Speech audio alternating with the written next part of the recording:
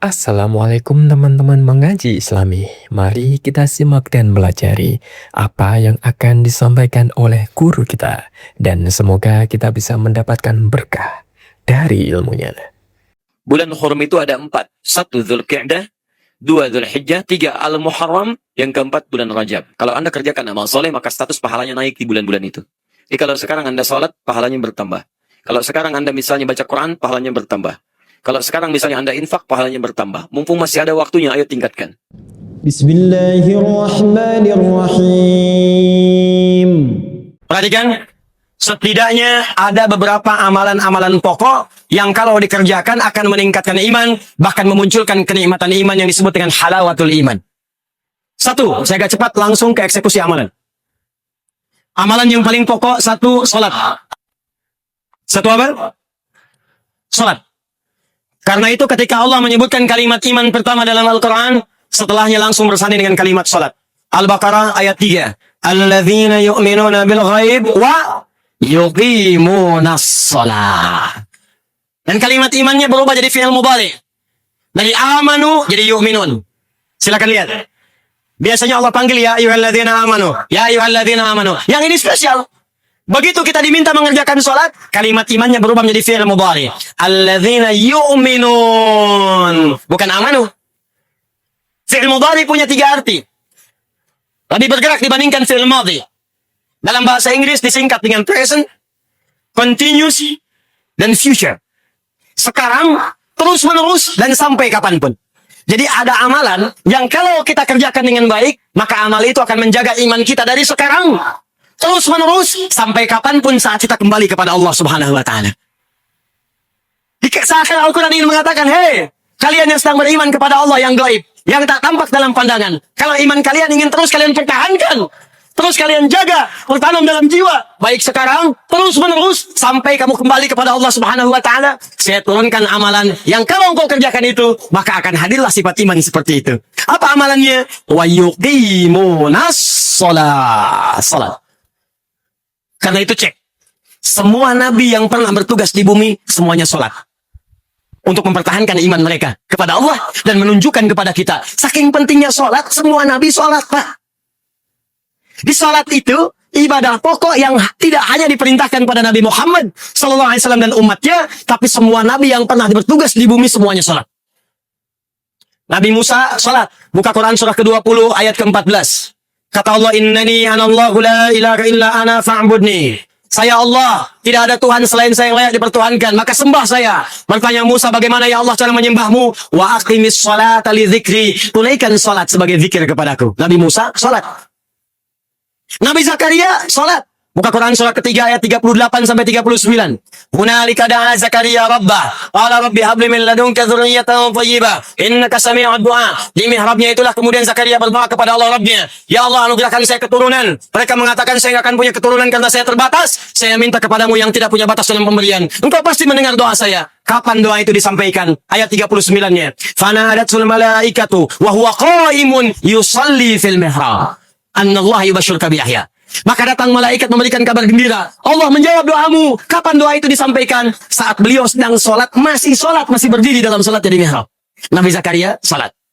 Nabi Isa alaihissalam, Yesus, Al-Masih, Mesiah, Nabi Isa sholat. Buka Quran surah ke-19, ayat 31 sampai 33. Nabi Ismail alaihissalam, kakek moyang yang Nabi Muhammad SAW yang ke-29, sholat.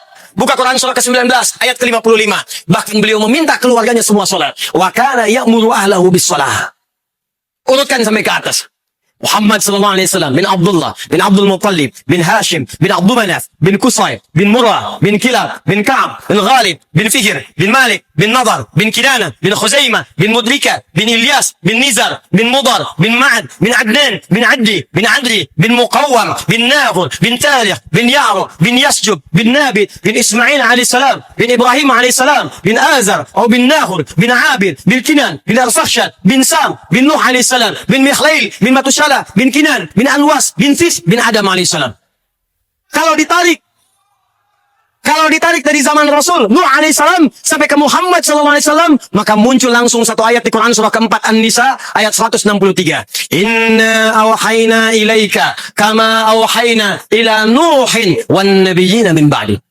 Muhammad, kami berikan wahyu kepadamu. Wahyu yang sama ketika kami turunkan kepada Nuh saat diangkat menjadi Rasul. Dan nabi-nabi setelahnya sampai dengan kepadamu. Semua sholat. Dibayangkan, semua nabi sholat. Anda bukan nabi, nggak sholat. Anda siapa? Makanya ketika kalimat iman disampaikan dengan kebahagiaan, qad aflahal mu'minun, masih ingat? Orang beriman akan bahagia. Kapan dia bahagia? Teruskan ayatnya. Alladzina hum fi sholatihim khashi'un. Sholat. Makanya saat panggilan sholat dikumandangkan, kalimat bahagianya muncul. Hayya 'alas shalah. Anda bertanya, ya Allah, kenapa saya mesti sholat? Perhatikan jawaban Allah. Lewat suara muadzin itu. Hayya 'alal falah. Falah. Saya panggil kamu sholat supaya kamu bahagia. Supaya kamu sukses. Kamu nggak sholat semuka langit dan bumi, tidak akan menurunkan status saya sebagai Tuhan. Kamu sholat itu bukan saya yang butuh, kata Allah, kamu yang butuh. Makanya ketika Anda diminta sholat, kalimatnya oleh Allah dibuka dengan kalimat minta. Punya masalah apa? Minta sini, minta. Dan kalimat imannya disebutkan. Quran surah kedua ayat 153. Paling kanan sebelah bawah di mushaf. Al-Baqarah ayat 153. Ya ayyuhalladzina amanu. Imannya dulu. Ista'inu bisabri was-sholah. Kalau punya masalah, sabar terima. Lalu datang kepadaku lewat sholat, minta dalam sholat, aku kabulkan. Makanya setiap bacaan dalam sholat isinya doa. Dalam kitab fikih disebut as-sholatu hiya doa. Sholat itu adalah doa. Jadi kalau kita sering sholat dengan baik, imannya terangkat, doanya dijawab, hidupnya nikmat. Sholat. Bagaimana cara sholat yang benar yang bisa menguatkan iman? Maka keluarkanlah semua jenis sholat yang disebutkan dalam Al-Quran dan hadis Nabi SAW. Ini kurikulum yang mau saya ajarkan. Yuk keluarkan semuanya. Kalau yang fardu nggak usah dicatat, yang fardu itu sudah otomatis. Jadi nggak harus dicatat lagi. Subuh, zuhur, asar, maghrib, isya, rumus telepon online terhadap Allah. Rumusnya 24434. Online dengan Allah. Anda online dengan makhluk hampir 5 menit sekali. Online dengan Allah diminta cuma 5 kali, itu pun telat. Anda online dengan kekasih, mama sebentar sayang, sinyalnya belum kuat. Belisanya luar biasa. Terlambat dengan Allah, online cuma 5 kali diminta sehari. Nggak ada kegelisahan itu. 24434. Dalilnya Quran surah ke-17 ayat 78. Quran surah ke-11 ayat 114. Waktunya diatur di Quran surah ke-4 ayat 103. Diminta dijaga di Quran surah ke-2 ayat 238. Paling kanan sebelah atas di mushaf. Ini yang salat fardu. Aqimis salata liduluki syamsi ila ghasaqil laili wa Qur'an al-fajr. Inna Qur'an al-fajr kana mashhuda. Dalil salat 5 waktu. Dikuatkan pahalanya di Quran surah 11 ayat 114. Aqimis salata tarafain nahar wa zulafan minal lail. Innal hasanati yudhibnas sayyi'at. Salat fardu. Disebutkan waktunya di Quran surah ke-4 ayat 103. Fa idza qadaytumus salata fadhkurullaha qiyaman wa qu'udan wa 'ala junubikum. Fa idza tuma'nantum fa aqimus salat. Innas salata kanat 'alal mu'minin kitaban mawquta. Kata Allah, orang beriman itu pasti tahu waktu salat. Tuh, cek. Ayo cek tuh. Ayo. Kata Allah, bahasa bebasnya. Orang beriman itu, kalau benar imannya, pasti tahu waktu sholat. Ayo lihat sini. Subuh besok jam berapa? Sini, jangan lihat ke atas. Sini. 4. Tuh. 341, 340, 440, 355. Terjadi perbedaan pendapat tentang waktu sholat subuh. Ini menunjukkan Anda berasal dari daerah yang tidak sama. Dan ini menunjukkan bahwa sholat itu benar perintah Allah, bukan karya manusia. Kenapa? Karena sholat itu satu-satunya ibadah yang akan terus dikerjakan selama 24 jam di muka bumi. Karena itu azannya terjadi perbedaan waktu. Surabaya selesai azan, Sidoarjo azan. Itu selesai azan, pindah lagi. Ternyata 24 jam gak pernah berhenti lafaz azan. Di Mesir selesai azan, Libya azan selesai, Tunisia azan. Tunis selesai, Maroko azan. Maroko selesai, Aljazair azan. Nyebrang ke Mediterania, Italia, Spanyol, Prancis, terus 24 jam. Satu-satunya kalimat di muka bumi yang tidak pernah berhenti 24 jam azan. Kalau itu karya manusia, mustahil bisa demikian. Ini menunjukkan kebenaran risalah Islam. Dan ini menunjukkan sholat saking pentingnya 24 jam gak berhenti. Fardu. Orang beriman tahu waktu sholat. Karena itu kata Allah, kalau sudah tahu waktunya jaga, jangan ketinggalan. Muncullah Quran surah kedua ayat 238. Hafidhu ala sholawat. Hei, saling menjaga. Ingat. Kalimat Qurannya bukan ihfadhu. Kalau ihfadhu hanya ke satu orang. Jaga. Tapi kalimat Qurannya hafidhu. Menggunakan alif mufa'alah. Saling. Saling jaga, ingatkan, share. Anda pulang ke rumah, satu suami, satu istri, 3 orang anak, ada 5 orang di rumah, tiba-tiba Anda sudah susun jadwalnya, sholat subuh sampai dengan sholat isya. Anda bangun, istri belum bangun, bangunkan dia, ayo, hafidhu. Anda istri bangun, anak belum bangun, ingatkan dia, ayo, katanya ingin ke surga. Kalau perlu bikin menu sholat di meja makan Anda, simpan. Waktu sholat jam sekian, waktu sholat jam sekian. Itu yang dimaksud dengan hafidhu, saling menjaga waktu sholat. Ini yang standar. Kalau Anda ingin naikkan imannya, maka tambahkan pada jenis yang kedua. Keluarkan semua ragam salat di luar salat yang fardu, yang dikenal dengan nama nafilah, yang berhukum sunnah. Kalau Anda ingin berlatih meningkatkan iman ini, maka keluarkan jenis salat yang kedua ini, yang disebut dengan salat nafilah, yang hukumnya sunnah. 1. Quran, surah ke-17 ayat 79 sampai 81. Dikuatkan di Quran, surah ke-73 ayat 1 sampai 20. Dikenal dengan nama salat tahajud atau qiyamul lail. Orang beriman, maka dia akan mencoba untuk memaksimalkan salat tahajudnya. Kalau sulit ia kerjakan, maka ia sebut nama umumnya qiyamul lail. Apa beda tahajud dengan qiyamul lail? Kalau tahajud, salat dikerjakan didahului dengan tidur terlebih dahulu. Dari kata hajada, aktivitas yang dikerjakan setelah tidur terlebih dahulu. Kalau ditambah tak dalam ilmu sharaf, itu menunjukkan kesungguhan, usaha yang serius. Kalau ada tak dalam sebuah kalimat, ini menunjukkan amalannya tidak mudah dilakukan. Kalau ditambah tasydid sebelum huruf terakhir, dari kata syiddah, sesuatu yang tidak mudah, butuh motivasi 2 kali lipat. Karena itu ketika salat disebut dengan tahajud, Allah ingin menggambarkan tidak mudah menunaikan salat ini. Mesti butuh motivasi 2 kali lipat. Wa minal laili fatahajjad bi. Hei, dari sementara malam setelah kamu tertidur, siap rencanakan bangun malam. Itu nggak mudah, karena itu usahakan dengan sungguh-sungguh. Mau jam berapa Anda salatnya? Tadi subuhnya jam 3.40 misal. Maka Anda ingin tahajud jam 2:30, jam 2.30. Siapkan, siap-siap. Pasang alarm dari 1:30. Kalau perlu alarmnya 3 kali. Jam 1:30, jam 2 kurang seperempat, jam 2 lewat seperempat. Alarm pertama mematikan alarm kedua. Alarm kedua matikan alarm ketiga. Alarm ketiga siap-siap. Menghilangkan kantuk dulu. Tahajud. Kalau Anda bekerja lelah, sulit bangun malam, maka kerjakan pilih yang kedua, qiyamul lail, nama umum. Nama umumnya, qiyamul lail bisa dikerjakan sebelum kita tidur. Kerjakan 2 rakaat, kerjakan 4 rakaat, demikian seterusnya, tahajud. Saya tidak bicara teknis dulu, saya bicara amalannya dulu. Yang kedua, keluarkan semua jenis salat sunnah di siang harinya. Sebelum subuh ada 2 rakaat, rawatib keluarkan. Sebelum zuhur 4 rakaat. Setelah zuhur 2 rakaat. Sebelum maghrib, setelah maghrib 2 rakaat. Setelah isya 2 rakaat.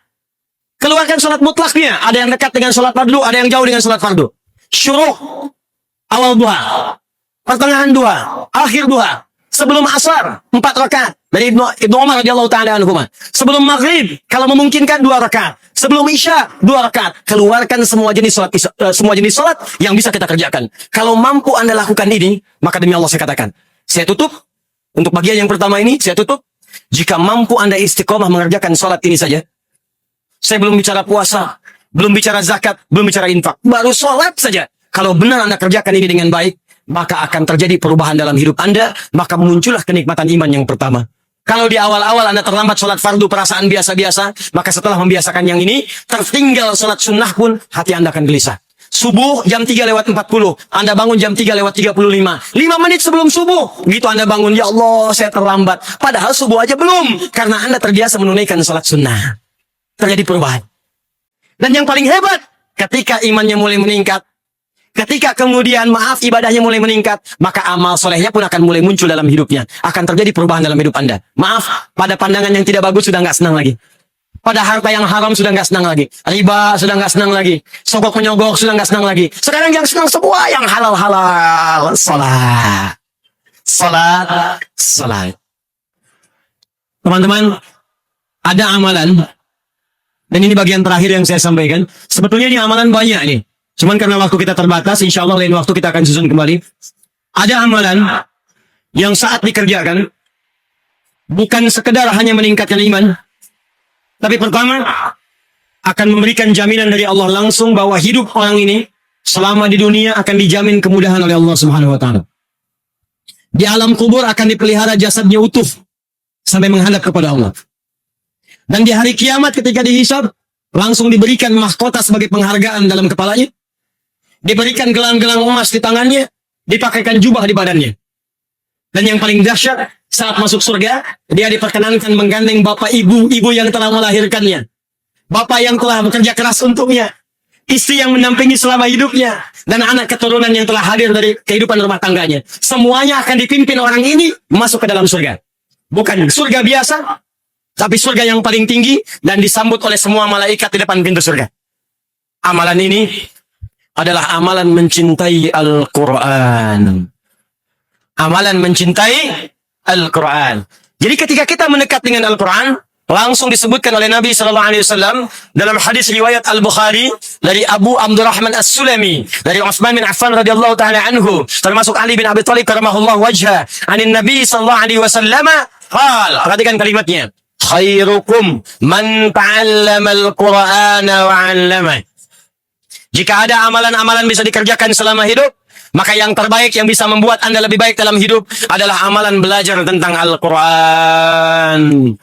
Belajar Al-Quran dibagi 3 bagian. Saya cepat. Jika Anda ingin jadi ahli Quran, maka amalannya ada 3. Tolong malam ini siapkan diri kita. Kira-kira dari 3 ini kita sanggupnya yang mana?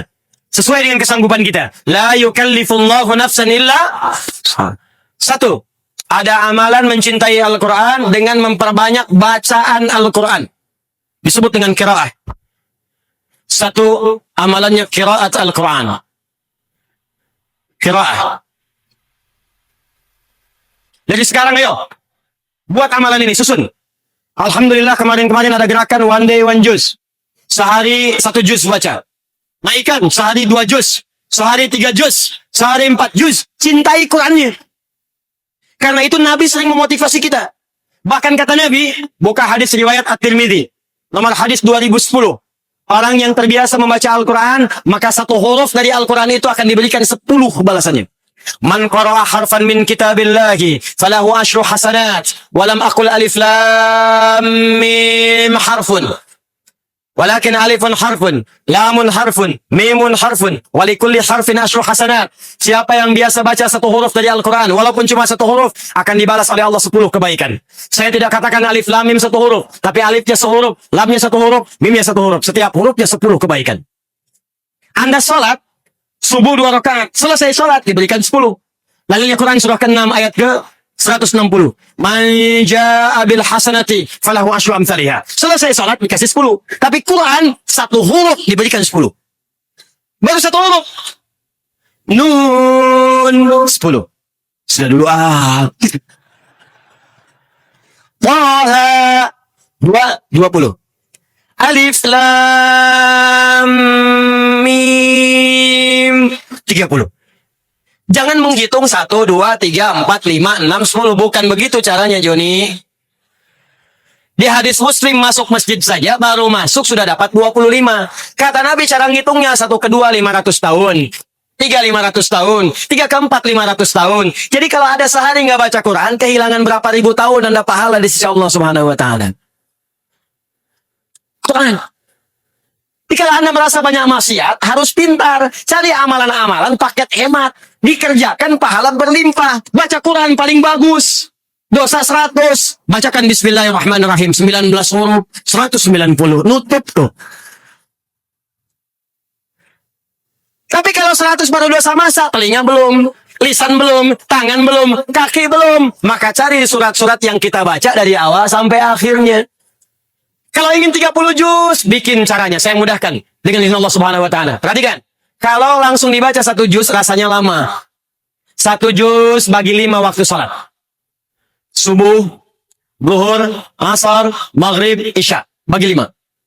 Al-Fatihah nggak usah dihitung. Contoh juz pertama. Al-Baqarah 1 sampai 141. 141 bagi 5 berapa? Cepat. 28.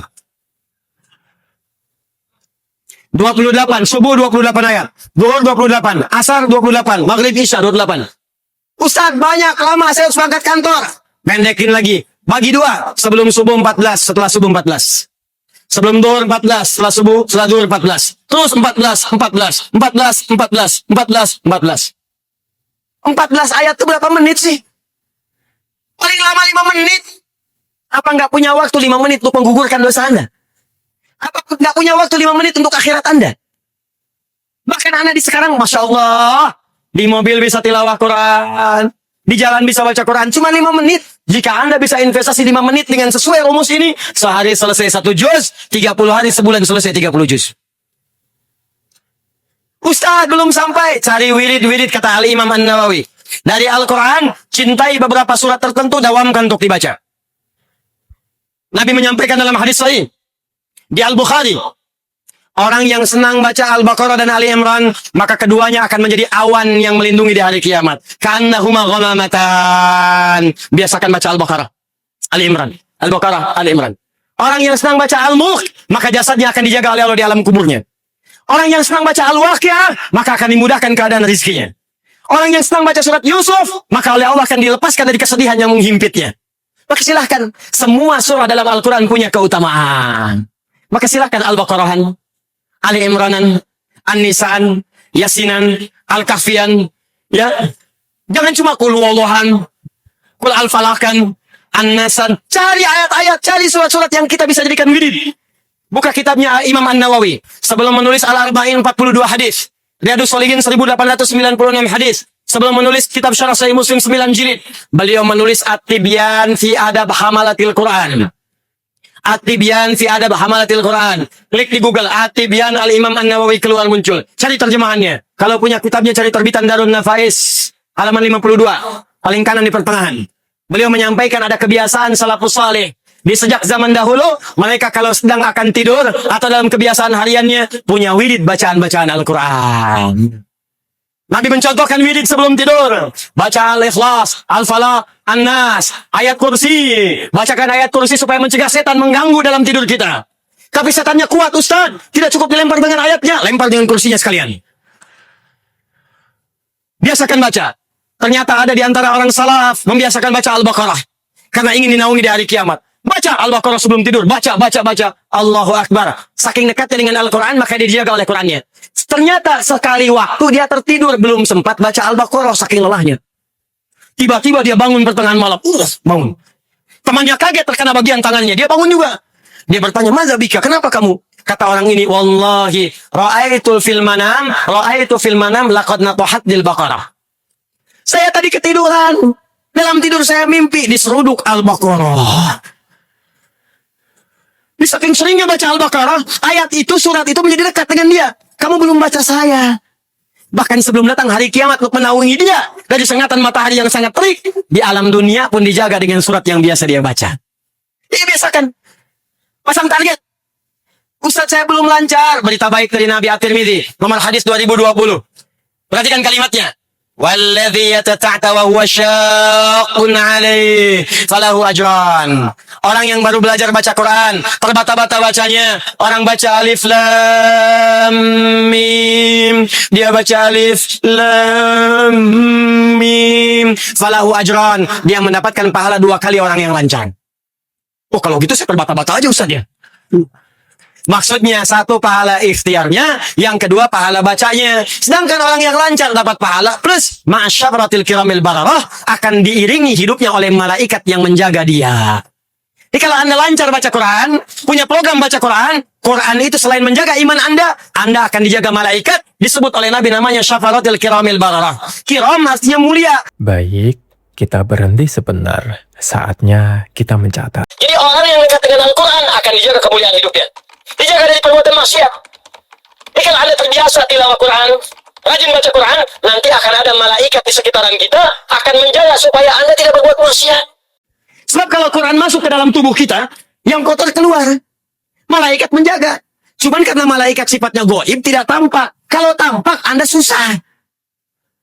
Begitu mau jalan, sayap terbentang. Kamu siapa? Malaikat maut. Nggak jadi baca Quran. Malaikat. Yang kedua, mencintai Quran dengan tilawah. 1 qiraah, 2 tilawah. Kalau qiraah, sekedar baca, tidak menuntut pemahaman. Kalau tilawah, dari asal kata tala yatslu tilawatan, punya 3 arti. Al-qiraatu wal fahmu wal amalu bima fuhima. Baca, pahami, amalkan. Itulah tilawah. Makanya ketika ada orang baca Quran, cuma baca disebut qori dari qiraah. Tapi seringkali orang tua kita suka mendampingi dengan yang menerjemahkan. Supaya maknanya dipahami. Saat dia menerjemahkan, dia disebut apa namanya? Ada orang baca, ada orang menerjemahkan. Yang menerjemahkan disebut apa? Tuh, tilawahnya muncul. Sari tilawah. Sebetulnya, cuman tilawah saja, nggak pakai sari. Cuman mungkin di Indonesia, yang pertama kali tilawah namanya Busari. Makanya disebut sari tilawah. Ya. Tilawah saja, tilawah. Tapi tidak salah kalau yang disebut sari tilawah. Tilawah itu intinya menggali makna-makna Al-Quran untuk diamalkan dalam kehidupan. Nah, sekarang silakan, nggak usah sulit-sulit. Yang kita butuhkan apa yang Anda kerjakan itu apa? Contoh, maaf ya maaf, Anda sudah jadi ayah berapa tahun? Ibu di bawah sudah jadi ibu berapa tahun? Kenapa Anda tidak mengeluarkan ayat-ayat tentang ayah dan ibu? Pelajari, praktekkan, amalkan. Maka disitulah muncul samara, sakinah, mawadah, rahmah. Kapan samara itu muncul? Kalau Anda dekat dengan Allah. Karena itu keluarkan bimbingan dari Allah dalam Al-Quran. Dibawa ke rumah tangga. Anda pekerjaannya apa? Bisnis Ustaz. Keluarkan ayat-ayat tijarah dalam Al-Quran. Bimbingan bisnis dalam Al-Quran. Anda kerja di mana? Di birokrasi Ustaz. Diplomasi Ustaz. Keluarkan ayat-ayat pemerintahan. Keluarkan, praktekkan dalam pekerjaan Anda. Anda kerjanya apa? Saya masih kuliah Ustaz. Keluarkan ayat-ayat ilmu dalam Al-Quran, praktekan. Itu yang disebut dengan tilawah. Tafsirnya disebut tafsir maudhu'i, tafsir tematik. Mempelajari Al-Quran untuk mengamalkannya. Itu yang banyak dipelajari oleh sahabat-sahabat Nabi SAW. Kata Abu Abdurrahman As-Sulami, aku sejak belajar, akhadtu Al-Qur'ana an qaumin. Aku belajar Quran dari sekelompok orang. Yang dimaksud sekelompok orang ini sahabat. Yang aku perhatikan mereka, kata Abu Abdurrahman As-Sulami, setiap mereka belajar 5-10 ayat, paling banyak 10 ayat, maka mereka tidak akan melanjutkan pada ayat setelahnya sebelum mengamalkannya. Baca, amalkan, baca, amalkan, baca, amalkan. Bahkan Amr bin As mengatakan, aku khawatir saat ini banyak orang yang belajar Al-Quran, sedikit hafalan tapi banyak mengamalkan. Tapi aku khawatir nanti di masa depan ada orang hafal Al-Quran semudah meminum air, kasyurbil ma', tapi sedikit dalam mengamalkannya. Dikata Amr bin As, aku khawatir nanti ada masa berlomba-lomba menghafal Quran. Hafal. Baca banyak, hatam. Tapi mengamalkannya sedikit. Bahkan ada yang tidak mengamalkan. Hafal Quran tapi zalim. Ini yang kedua.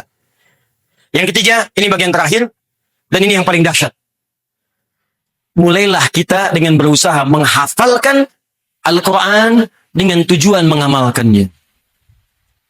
Dikenal dengan tahfidz.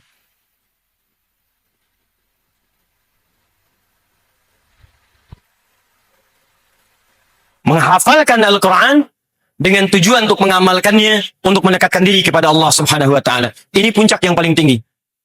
Jika Anda mampu melakukan ini, Allahu Akbar. Pertama, kita akan langsung disebut oleh Nabi SAW sebagai orang yang terbaik, yang langsung masuk pada lingkungan yang sangat dekat dengan Allah Subhanahu wa Ta'ala. Qala Nabi sallallahu alaihi wasallam, ahlul Qur'ani ahlullahi wa khassatuh. Ahli Quran itu adalah orang yang sangat dekat dengan Allah dan dijaga oleh Allah Subhanahu wa Ta'ala. Saat dia kemudian dihisab di hari kiamat, perhatikan cara Allah memuliakannya. Turun Quran surah 35 Fatir, ayat 33. Paling kiri agak sedikit ke atas di mushaf. Perhatikan kalimatnya. Jannatu adnin yadkhulunaha. Orang ahli Quran itu akan mulai masuk lewat surga Aden. Yuhallawna fiha min asawir. Sebelum masuk akan diberikan perhiasan dulu. Tangannya akan dihiasi gelang-gelang emas untuk membedakan dengan yang bukan ahli Quran. Walibasuhum fiha harir. Dan pakaiannya itu Masya Allah akan terbuat dari sutra. At-Tirmidzi nomor hadis 2015. Wa yulbasu ilaihi tajul karamah. Dipakaikan di kepalanya mahkota kehormatan untuk membedakan dengan yang bukan ahli Quran. Lalu dipanggil orang tuanya kalau dia memfasilitasi anak itu untuk menghafal Quran. Maka dipakaikan di tangan anak itu mahkota untuk kedua orang tuanya di hadapan seluruh penduduk langit dan bumi. Wa yulbasu ilaihi libasal karamah. Maka dipakaikan kemudian pakaian kehormatan. Qurannya mengatakan, ya Allah, zidhu, ya Allah, tambahkan kepada penghafal, bedakan dengan fasilitator. Fayul basu ilaihi libasul karamah. Maka dipakaikan di tubuhnya pakaian kehormatan, pakaian kemuliaan. Maka apa yang terjadi setelah itu? Allahu Akbar. Diminta anak ini menggandeng bapak ibunya. Menggandeng pasangannya. Kalau perempuan menggandeng suaminya. Kalau laki-laki menggandeng istrinya. Lalu kemudian memimpin keluarga besarnya. Anaknya, cucunya. Sepanjang mereka beriman semua dan beramal soleh. Muncullah Quran surah ke-13 Ar-Ra'du ayat 23-24. Pembukanya sama dengan surah Fatir ayat 33. Jannatu adnin yadkhulunaha. Di Fatir, Jannatu adnin yadkhulunaha di Ar-Ra'd.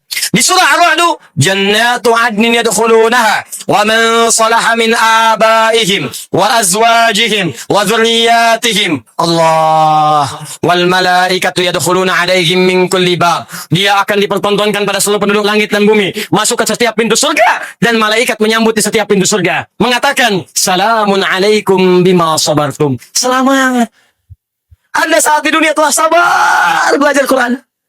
Anda di dunia sabar menghafal Quran. Sekarang silakan nikmati semua kenikmatan di surga yang telah disiapkan untuk Anda. Fa ni'ma uqbadar. Tingkat paling tinggi. Maka saat dia akan masuk ke surga, dia diminta membacakan Quran yang ia biasa bacakan saat di dunia. Faqra waqar fa inna akhira qiraatika akhiru manzilatika. Hei, ahli Quran, bacakan Quran yang biasa engkau bacakan saat di dunia, maka akhir bacaanmu itu, disitulah tempat tinggalmu. Maka di situ banyak terjadi penyesalan. Ada yang baca sampai ayat 5. Ulaika ala hudam mir rabbihim wa ulaika humul muhtadun. Begitu sampai situ selesai di situ. Ada kawannya sampai 10. Fi qulubihim maradun fazadahumullahu marada. Naik lagi. Ketika dibacakan, naik. Semakin tinggi, semakin indah surganya. Ada yang 1 juz lebih tinggi lagi. 10 juz lebih tinggi lagi. Yang 30 juz itu yang paling tinggi. Nggak bisa ditukar. Ya Allah, boleh nggak dari Anas dulu? Yang paling tinggi, semakin tinggi, semakin tinggi. Maka dari itu perhatikan canda orang-orang Palestina. Anak-anak yang banyak sebagian orang menangisi mereka. Yang mengatakan kasihan anak Palestina. Banyak orang tidak tahu ternyata mereka dimuliakan oleh Allah. Dan kita yang harus mengevaluasi diri. Jangan-jangan kita yang patut dikasihani. Mereka yang makan roti dibagi 16 potong. Mereka yang mencari air yang kadang-kadang telah diracun itu. Ternyata mereka adalah produk penghafal Quran nomor 1 di dunia. Dari sejak kecil mereka menghafal Quran. Dari sejak kecil mereka didekatkan dengan Al-Quran. Dan perhatikan canda mereka ketika bercanda dengan teman-temannya. Kalau sudah ada yang 30 juz, maka mereka akan bercanda kepada yang 20 juz, 15 juz, 25 juz, 5 juz. Kata yang 30 juz, nanti kalau saya sudah di atas, kamu saya dadahin di bawah ya. Anda sudah sampai kemana? Duhai Anda siapa yang sedang membanggakan diri, yang bercita-cita masuk surga Firdaus? Berapa amal yang telah dikumpulkan sampai malam hari ini? Berapa yang telah kita siapkan? Dan berita baiknya, alhamdulillah di Indonesia sekarang, banyak 34 provinsi, hampir seluruh daerah sekarang sedang berlomba menjadi ahli Al-Quran. Kalau Anda tidak memulai, maka Anda terlambat. Anda tertinggal. Saya mendapati satu keluarga, Pak.